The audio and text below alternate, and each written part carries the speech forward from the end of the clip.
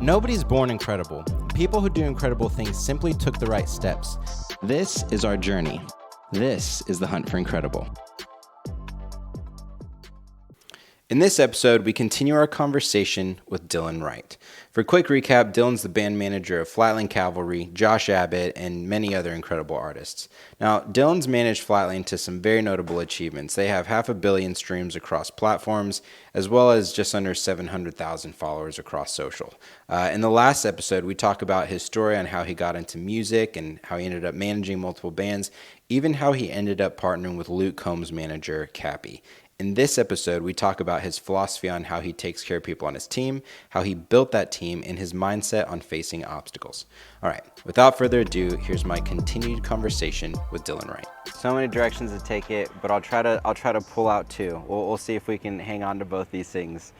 It's always a sad point in a conversation when you see a fork in the road and you're like, all right, which one do I go down? But I'll really try to hang on to two because I love them so much, which is you established yourself early on as somebody who is a high caliber person and a good person. You, and I can share this from personal experience, you don't try to look like a good person. You don't spend time looking good. You don't spend time on the facade. You spend time being transparent and honest with people and trying to actually work on yourself to be a high caliber person. So when you were cleaning up the bus to make sure everything looked good, when you were making sure the band was taken care of, when you were doing things that were wildly outside of the scope of your job, but you saw that they needed to get done and you cared about the band. And then when you got the call from Cappy, you could have just said, sorry, they already have a manager, and then hung up and never told anybody that the number one manager in Nashville called them at all. Like, you could have leveraged it a certain way, but instead you said, I care about this band, I care about the people on it, I want to make sure that they do well. You get the call from Cappy and you tell them, hey, honestly, this is a fantastic opportunity, caring more about them than Cappy. And that's when they said, no, we want you. And you're like, well, let's figure out how we can actually pull him in. And then going up and sacrificing your role again. And then, so that's the first point that I want to tease out, is that you focus on actually being a good person and caring about people, and then being transparent and explicit, as opposed to trying to think about how something looks. The second part is you acted quickly on what Cappy was looking for, which is wildly important in mentorship, right? If you have a mentor or somebody who might potentially be a mentor, if they make even the slightest suggestion, you need to execute quickly on it and then provide feedback to them that you moved quickly on it. You need to show that you are coachable, that you move quickly, that you listen closely, and that you are ripping through life, that you have momentum behind your back. Hey, I have this band that I'm managing. Oh, you're interested in the band too? First of all, I'm willing to sacrifice them because I actually care about them. Second of all, you mentioned some pink flags. I'm going to rip through those and come back to you in a week that they're totally taken care of. So by the time he had the conversation with you, he knew that he had the opportunity to have the band 100%. If you were somebody who was disheveled, didn't have your stuff together, and you were fumbling the ball, he might have thought to himself, this band is better without Dylan. Let's find a way to keep him in the fold, but not necessarily give him as much responsibility. But instead he said, hey, what do you think the problems are, and how can we work together to work through them? And that's something that I've worked hard to employ for myself. Like Rich Summers, we've spoken about the experience that I've had with him where he said, hey, you should really be posting. Within 24 hours, I had the post ripping out, and I've been posting every single day since then because I'm trying to show him, hey, I am highly coachable, and I'm quick to respond, and I'm ripping through life with wind behind my back. And I want him and everybody else to see that I'm moving. But then on top of that, he actually knows what he's doing because he's done it before. So even if nobody sees it at all, and even if he has no idea that I'm moving quickly on it, I should be executing quickly to solve those problems because he's the cheat code. And Cappy, for you, is that cheat code of like, oh, what's going on? Okay, you've shown that you're quick to respond and that you're moving quickly through life. All right, I want to pull you in and keep you close so that we can collaborate on blowing this band up. I had a responsibility. As soon as they made me their manager, my responsibility was not to advance my career, it was to advance theirs. And 30 minutes into my career, I had an opportunity to advance their career. It was my job. You know, my job was to take care of them. You're our manager. take care of me. 30 minutes in, I have to take care of them. That's why I thought, of course, if this guy is managing Luke Combs, who at the time and still till this day is the biggest country artist, and people can put Morgan Wallen up there, but this guy just announced another stadium tour next year. Every Friday, Saturday, he's playing in front of 50 to 60,000 people. If this guy knows how to do that, he knows how to take care of our little bus lease better than I do, by far. So I thought, there's absolutely no way. And I appreciate all the kind things that you said about me too, but it just, there's no way that you can ignore that, Yeah. And also I had shared so much time with these guys, but I do carry that as well. I feel like if you're going to do something, you have to make sure you take care of the people around you, right? Because the people around you are who take care of you, right? I'm only where I am because of the people around me, truly. And I appreciate all the kind things that you said, but, I have great people around me.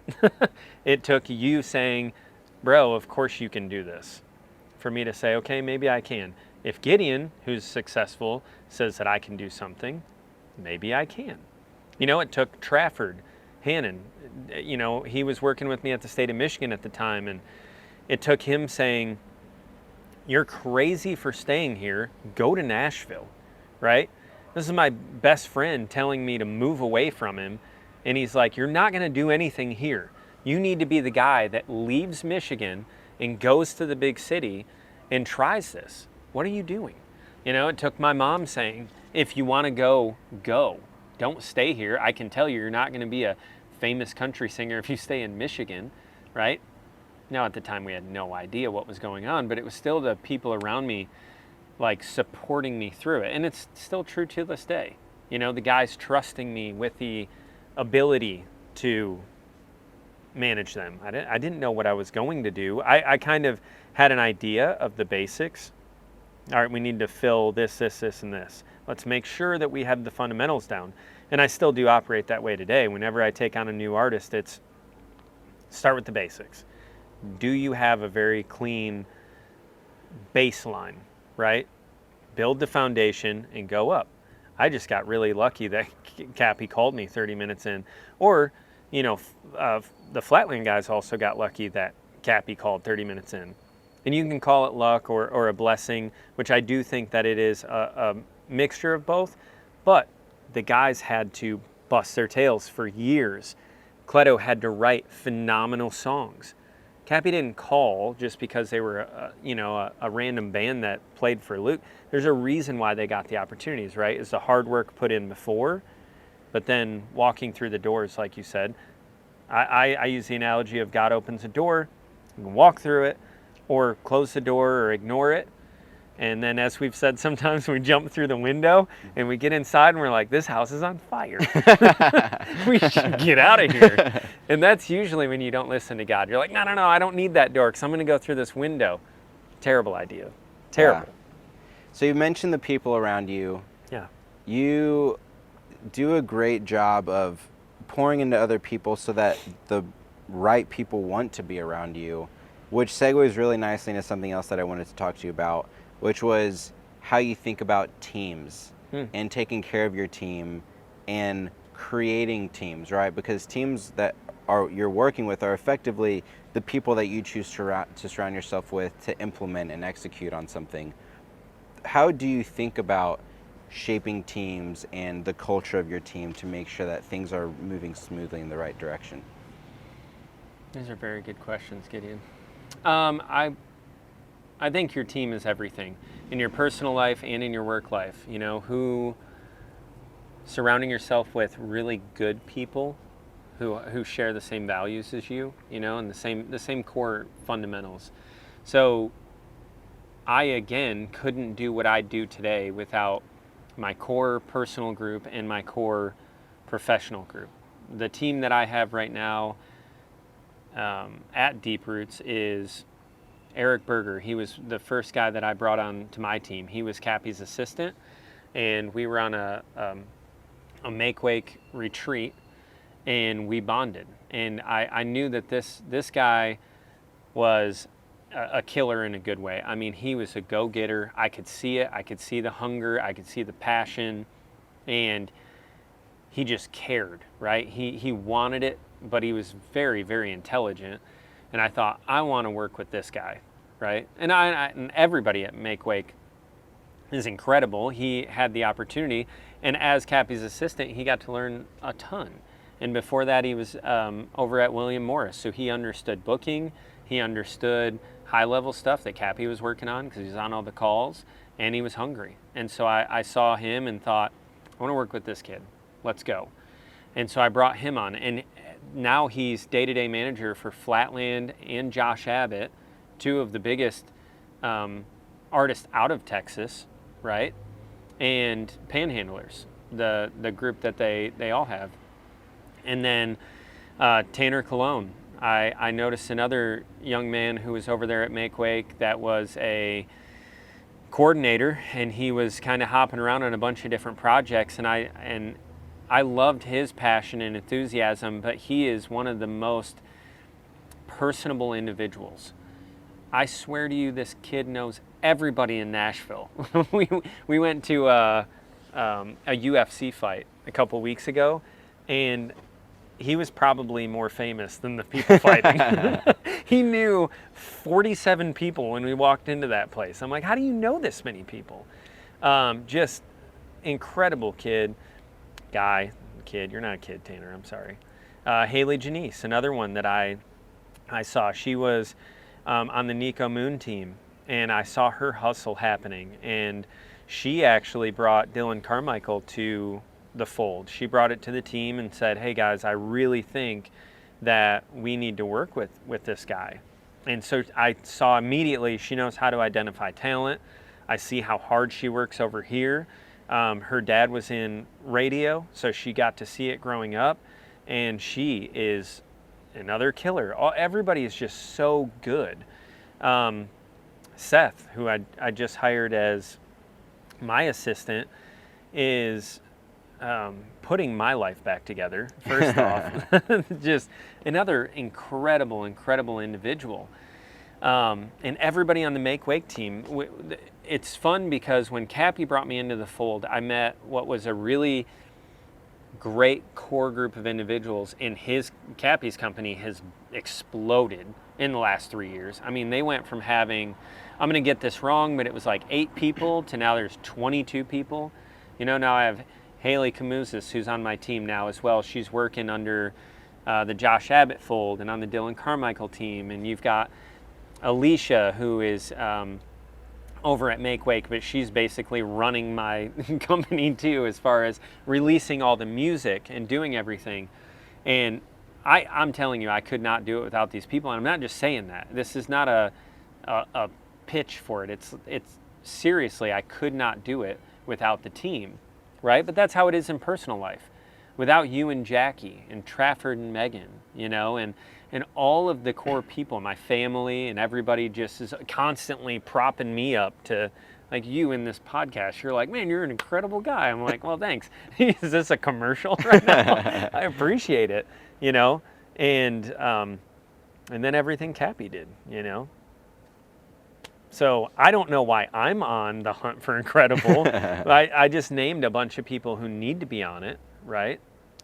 And I literally want to just, like, in the moment, it's so hard because you're like, I want every single person. Yeah. You know, Eric, Tanner, Haley, Seth. I know there's people that I'm forgetting.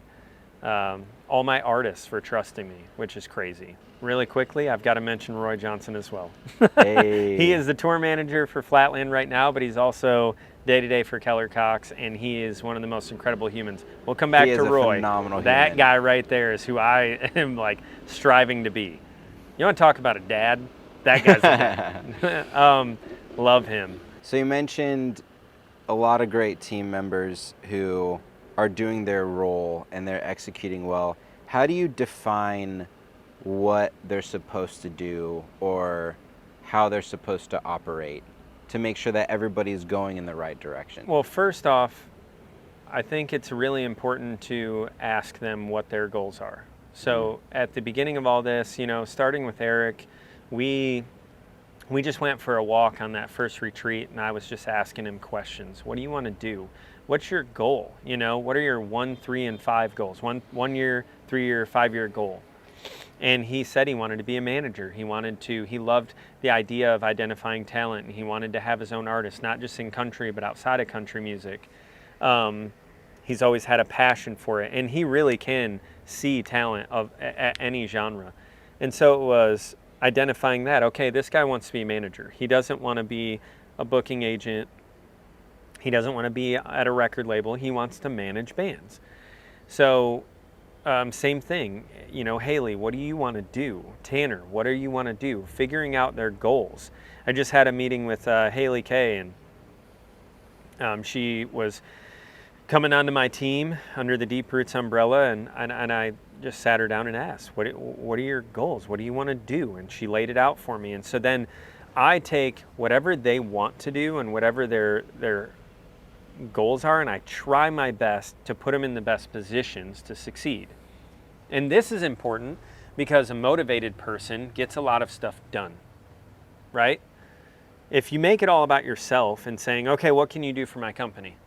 What can you do for this? They might be motivated for a paycheck for 6 months until they realize that they need more money. And they might be motivated by the position to think, oh, this is a really good position. This is a step up. But then when are they going to want the next position, right? This is the same way that you and I operate. You've got to really love what you're doing and know the people around you care about you, right? It was like Cappy when he said, well, you can work for me or start your own company. I think you should start your own company. I thought, this man knows me. I've always wanted a company. But he motivated me and still continues to motivate me. And so I try to really care about them and their goals. This isn't just a tactic. It's just you have to care about them. So I try to pick out first, what are your goals? And then how do we help you get where you want to go? There's got to be a baseline understanding of the artist's careers are what we're here to build, right? Our career is built when the artist's career is built. So they come first. Let's make sure that in this partnership that we have, we're doing every single thing we can to help those guys accomplish it. What do they need? I love Cappy. I've stolen this from him too. What are your pain points, right? What can I help you with? And you have to do that in all sectors of life. You have to offer value, right? I think too often people are worried about, what can you do for me? I'm not going to say I don't care, because I do think that you should surround yourself with people who are pouring into you, but it shouldn't be just what can you do for me? It's always, what value am I adding to your life? And if I'm not, is there a way that I can? Because I want to make sure that I'm an asset to you. That's why I think, our friendship is so good. You and I help each other. We prop each other up. If you're going through something, you can call me and know I'm going to care, right? You have to care. So then this leads into everything else that we do. Care about the person first and then shape it. Well, what are you interested in doing? If you're not interested in managing, then we should just stop right here and figure out what your interest is. So baseline is set. You want to be a manager. How do we get you there? Well, what do you know? Eric knew about booking, so I don't have to focus on teaching or helping him learn, right? Rather than helping him learn how to book a tour, because he worked for a booking agency. Eric, where do you want to learn things, right? Always shaping it from a way of, we're all learning together, right? Because I don't know everything there is to know, but is there something you want to know? It was something Eric's done since he's worked with me, is he learned Photoshop inside and out, and giving him the ability to do that. Hey, do you want to be on the road more? Maybe, Haley hasn't been on the road with bands as much as maybe I have as being a tour manager. So she wants to know, why is the stage set up the way that it's set up? Giving her the opportunity to be out with Dylan Carmichael and learn, why is the production manager doing what he's doing? Where do the mic stands go? What is the cord that plugs into it? What's an XLR cable, right? What are they doing at front of house? Why does this matter? How do you build a stage plot?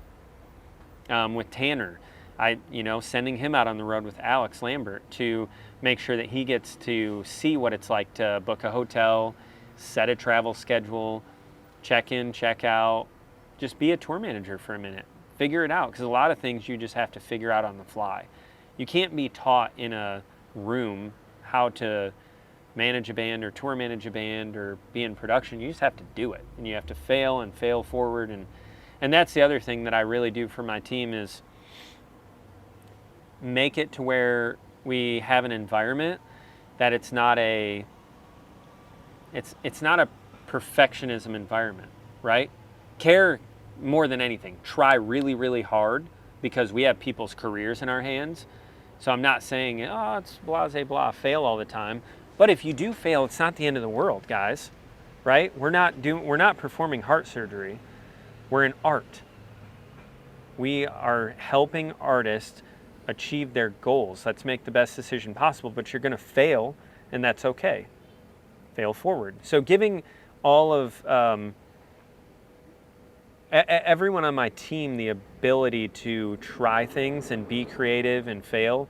So I do think that in management, you have a little bit of freedom to be an artist as well, right? You have to be artistic minded to understand what your artist is doing and then push forward with it. It's not just all filling out a calendar. I mean, we need to think, how can we get their message out to the world, right? So I heard a story about you, not really a story about you, but a comment on your modus operandi, because I want to support everything that you're saying, which was whoever was on your team, I don't remember who it was, I heard the story secondhand, but they mentioned that you never get mad about anything. Like, you're never emotionally responsive in a negative way, where she commented that she feels like she can bring things to you that are mistakes, and how sometimes she even feels like it's the end of the world and she's panicking and freaking out, and you respond calmly and say, no, this is fine, like, we'll figure it out and we'll work through it. And how it brings her so much peace knowing that she can go to you and you two will collaborate and work through those challenges, because creating that safe space, it's vital to a healthy environment, to a healthy culture within an organization, where it's encouraged for people to take risks and respond to failure quickly to make sure that you are learning from it moving forward. But it's way worse to be frozen because you're fearful to fail. You will move significantly faster through life if you try to position yourself such that you don't fail, but are accepting of the failure when it does come, because that failure comes with lessons learned. So you're paying the same bill, it's just in a different way, right? So instead of buying progress, you're buying a lesson, which is progress. Yes. Well, yeah, you used a perfect analogy earlier, right, with the pottery. What was that one again? And because this is exactly what we're talking about. Yeah, so basically there was, I believe it was a Japanese pottery maker, and he had a class, and for the semester, half the class was split into, half the class was told to create the perfect pot over the course of the semester. The other half of the class was told to make as many pots as they could. At the end of the semester, everybody submitted the best pot that they created, and he found that the group that created the most pots had significantly better pots to submit than the group that was focused on creating the perfect pot, because the group that was getting through the reps, creating the volume, actually they learned a lot of lessons while they were shaping it until they were able to refine and consistently create that perfect pot. And that's the same way, like when Rich told me you should post every single day for the next year, I immediately started ripping out content, and the success was binary. The success was, did I post today? Yes or no. And that's all that it was defined on. And so I was just focused on ripping out content, figuring out what type of content was quick, what type of content took a long time, what type of content did I enjoy creating, what type of content sucked the life out of me, and like what rhythm did I want to get into. And that was phase one. And then phase two was, okay, I have a consistent rhythm going, I'm regularly ripping out this content, now I can shape what type of content do I want. And that's something else that we talked about, which is take action before you have that perfect idea. Like, you don't need everything figured out before you go. Oh, You no. don't need all of the lights to turn green before you leave the house. Sometimes you just need to get in the car, turn it on, start driving, and then figure out how you're going to get there. Because not everybody has a map, and some maps are adapted as you're actually on your way. So just focusing on getting it out, doing the thing, getting your reps in, and then letting that repetition and those lessons learned from the failures and from the process alone refine what you're actually making. Yeah. For the sake of anybody who might listen to this who is interested in music, I would say that you can apply that specifically to management, because trusting the people who trust you as well, right? You don't have to be perfect. I was nowhere near where I am now. Unfortunately, that is where this conversation ends. We were recording part 2 on a rooftop in Italy, and my computer wasn't plugged in, so it ended up dying and cutting that conversation short. But once we continued the conversation, we felt that the content derived from it really deserved its own episode. So we've created a part 3 for this conversation, where effectively Dylan goes over how he would go from 0 to 100 in getting into band management and identifying talent and taking an artist from the ground up. So super exciting episode that touches on multiple facets of business that can be applied across the board. So check it out.